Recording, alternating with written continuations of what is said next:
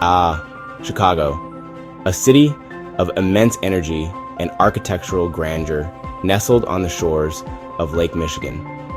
Let's examine how this major metropolis aligns with the principles of car-free urbanism, rewilding, blue zones, and the vital need for dark skies, all while considering the potential for ecological and economic harmony under Jehovah's careful hand. Car-free urbanism. Chicago boasts a relatively robust public transportation system, including the L train network and extensive bus routes, which certainly facilitates car-free movement for many residents. The city has also made strides in expanding its network of bike lanes and trails, particularly along the lakefront, and through initiatives like Divvy, the bike sharing system. Data from the Active Transportation Alliance indicates a growing number of Chicagoans are choosing to commute by bike. However, the sheer size and density of Chicago mean that car dependence remains significant for a large portion of the population. Traffic congestion is a persistent issue. To more fully embrace car-free urbanism, Chicago could further invest in expanding and modernizing its public transit infrastructure, creating more protected and connected bike lanes throughout all neighborhoods, and prioritizing pedestrian-friendly street design. As the blue zones illustrate, daily physical activity is key to longevity. Designing a city where walking, cycling, and efficient public transit are the most appealing options would encourage this. Consider the public transportation systems in cities like Copenhagen, which prioritize accessibility and integration. Rewilding and ecological restoration. Well, in a major urban center like Chicago, the opportunities for large-scale rewilding are a bit more constrained than what you'd see in places like Boulder. Still, there are some really important avenues for ecological restoration that we can focus on. When it comes to Keystone species, reintroducing large mammals within the city, yeah, that's pretty much impractical. But focusing on smaller, yet vital species, that's definitely possible. For example, promoting native pollinator habitats through things like urban gardens and green roofs can really support bee and butterfly populations, which are, super important for the health of our ecosystems. Research coming out of institutions like the Field Museum really highlights just how important urban green spaces are for supporting biodiversity. Plus, efforts to control invasive species, like the common carp in Lake Michigan, can go a long way in helping restore the balance of native ecosystems. Creating green corridors along waterways like the Chicago River and its tributaries, as well as connecting existing parks and green spaces with tree-lined streets and greenways, can provide pathways for wildlife movement within the urban matrix. Even small patches of habitat can serve as stepping stones for birds and insects. Studies in urban ecology demonstrate the value of these interconnected green spaces in supporting biodiversity and ecosystem function.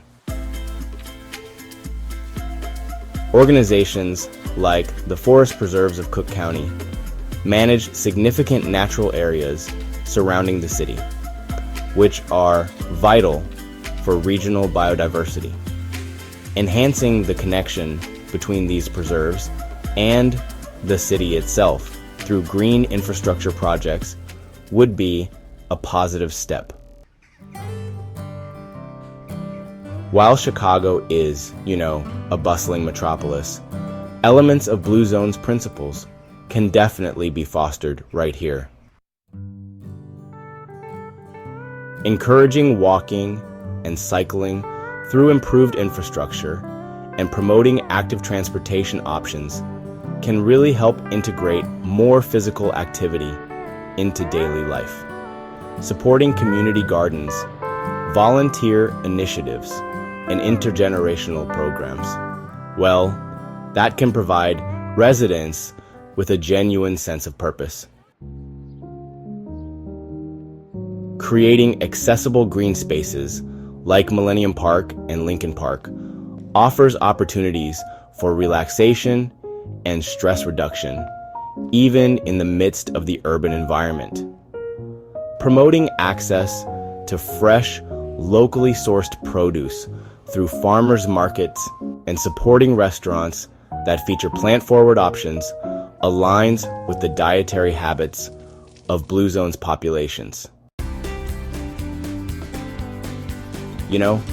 Designing public spaces that encourage social interaction and community events can really foster a sense of belonging in a big city. Urban design can totally support this by creating community-oriented spaces and launching initiatives that strengthen social connections. As a major urban center, Chicago experiences significant light pollution, which, honestly, obscures the view of the night sky for its residents. The bright lights that are necessary for safety and commerce definitely contribute to this issue. However, even in a large city, efforts can be made to mitigate excessive and unnecessary lighting. Implementing smart lighting technologies that dim or turn off lights when they're not needed, using shielded fixtures that direct light downwards, and raising awareness about the impacts of light pollution are all really important steps. While achieving truly dark skies within the city might be unrealistic, reducing the overall light dome would have some real benefits for human health, energy conservation, and even let us catch a slightly better view of the stars, reminding us of the vastness beyond our urban confines. Research has shown correlations between light pollution and disrupted sleep patterns, so even small changes can make a difference. Chicago really does have the potential to further integrate ecological considerations into its economic development. Investing in green infrastructure, like, say, permeable pavements to manage stormwater and green roofs to reduce energy consumption, not only creates jobs, but also saves costs in the long run. Promoting sustainable businesses and supporting the growth of the green technology sector can also drive economic growth, all while reducing environmental impact. The understanding that a healthy environment is not a barrier to economic prosperity, but actually a foundation for long-term sustainability is, just crucial. By embracing innovative solutions that blend ecological principles with economic realities, Chicago can keep being a vibrant and thriving city, while also being a responsible steward of the resources entrusted to it. Just as the intricate design of the natural world reveals a careful creator, so too can our urban environments reflect a thoughtful integration of human activity and the natural order.